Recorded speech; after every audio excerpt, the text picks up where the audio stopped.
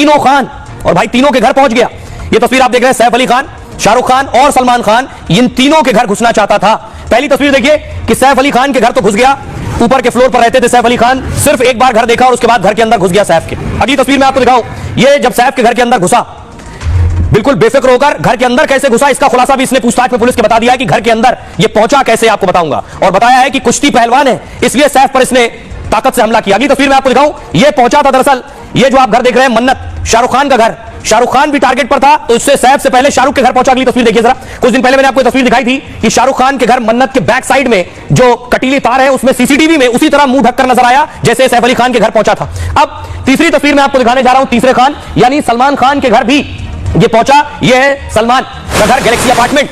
Galaxy apartment में अभी फिलहाल जो है बुलेट प्रूफ शील्ड लगा दी गई है, लेकिन ये सलमान खान का घर है, यहां सलमान खान के घर भी इसने रेकी की। अगली तस्वीर में आपको दिखाऊं, ये आज उसे पुलिस लेकर आई है क्योंकि पुलिस ने रिमांड ली है और पुलिस लगातार पूछताछ कर रही है आरोपी से, और पूछताछ में इसने कई बड़े खुलासे किए हैं। इसने बताया है कि ये रेसलर था, बांग्लादेश में बड़ा रेसलर, इसीलिए सलमान खान पर इसने जो हमला किया पूरी ताकत से, और इसका कोशिश ये थी कि सलमान के बेटे को बंधक बना, सैफ अली खान के बेटे को बंधक बनाकर उससे 1 करोड़ रुपए वसूले जाए, इसीलिए ये सैफ के बेटे जे के कमरे में घुसा था।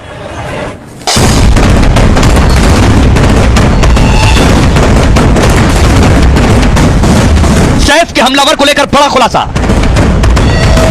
बॉलीवुड के 3 खान इस हमलावर के निशाने पर थे। शाहरुख के साथ ही सलमान के घर गैलेक्सी की रेकी भी इसने की। शाहरुख के घर सीसीटीवी में भी आरोपी कैद हुआ। पुलिस पूछताछ में इसने शाहरुख सलमान के घर रेकी की बात कबूली है। आखिर सैफ के हमलावर के निशाने पर क्यों बॉलीवुड के 3 खान थे? मुंबई पुलिस से पूछताछ में आरोपी ने कई और हैरान करने वाले खुलासे किए हैं। सैफ का हमलावर बांग्लादेश का कुश्ती खिलाड़ी रह चुका है।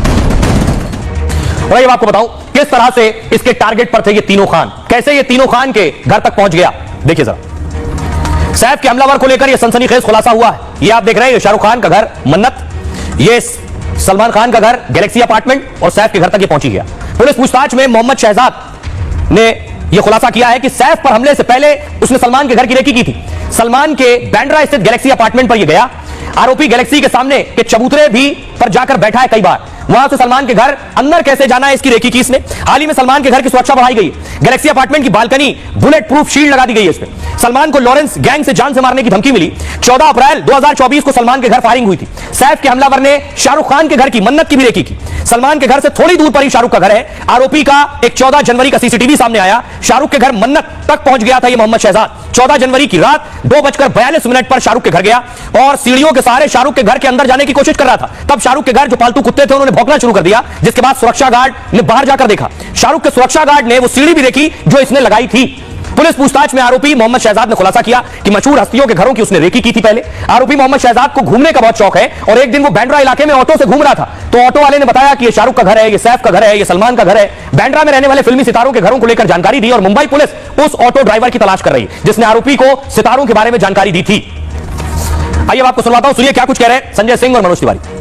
ये अगर बांग्लादेशी यहां रह रहे हैं दिल्ली के अंदर, तो 10 साल से तुम्हारी सरकार घर छिल रही थी। तुमको इस्तीफा देना चाहिए पद में रहने का अधिकार। सीमा के सुरक्षा की जिम्मेदारी किसकी है? नरेंद्र मोदी और अमित शाह की। तो एक बांग्लादेशी त्रिपुरा पार करके दिल्ली कैसे आ गया? कि रोहिंग्यास को और इलीगल बांग्लादेशी घुसपैठियों को आम आदमी पार्टी संरक्षण देती है। अब इसका विरोध हो रहा है। ये पहले भी अपराध में संलिप्त थे।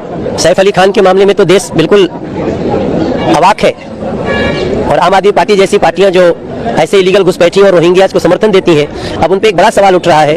और दिल्ली के लोग इस चुनाव में रोहिंग्यास और इलीगल घुसपैठियों को समर्थन देने वाली आम आदमी पार्टी को हमेशा हमेशा के लिए दिल्ली से बाहर निकालेगी। अब आपको बताऊं कि पुलिस लगातार पूछताछ कर रही है शहजाद से, जिसका नाम शरीफुल भी है, विजय दास भी है, ढेरों नाम है। घुसपैठ करके भारत में आया।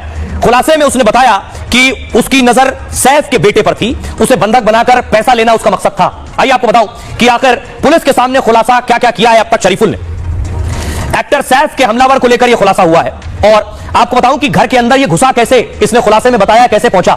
सैफ का हमलावर बांग्लादेश का कुश्ती खिलाड़ी है, नेशनल लेवल पर कुश्ती खेल चुका है। आर्थिक तंगी के चलते बांग्लादेश से भागकर भारत आया। पुलिस आरोपी के बयान की जांच कर रही है। 5 दिन की पुलिस हिरासत में है मोहम्मद शरीफुल। मुंबई पुलिस ने शरीफुल के पास से कपड़े बरामद किए। सैफ पर हमले के दौरान इसने यही कपड़ा पहन रखा था। कपड़ों को फॉरेंसिक जांच के लिए भेज दिया गया है। मोबाइल फोन और ईयरफोन भी इससे बरामद किया गया है। अब यह पहुंचा कैसे? आरोपी सीढ़ियों से 10 मंजिल तक गया। 11वीं मंजिल जाने के लिए इसने फायर डक का इस्तेमाल किया। फायर डक सोसाइटीज में, मल्टी स्टोरी बिल्डिंग में होता है, और इसके लिए आरोपी ने मौजूद पाइप का सहारा लिया। पाइप से जब ये ऊपर चढ़ रहा था तो इसकी नजर पड़ी कि खिड़की की जाली टूटी है, तो इसी से वो सीधे कमरे के अंदर घुस गया। घर में हो रहे शोर शराबे से चारों जो पुरुष मेड थे, हेल्पर थे सैफ अली खान के, वो डर गए। उनमें से एक तो इतना डर गया कि वो घर जाकर छिप गया। वारदात के बाद सैफ ने दरवाजे को बाहर से लॉक कर दिया कि यह शख्स बाहर ना निकलने पाए, लेकिन आरोपी तो खिड़की से आया था, गेट से आया नहीं था, तो बाहर कैसे निकलता? तो जहां से आया था वहीं से निकला, इसी खिड़की से आसानी से बाहर निकल गया और उसके बाद उसी फायर डक्ट से होते हुए सीढ़ी तक पहुंचा और सीढ़ी से नीचे। पुलिस ने आरोपी के माता पिता को उसके नंबर दिए हैं और आरोपी ने 12वीं तक बांग्लादेश में पढ़ाई की है।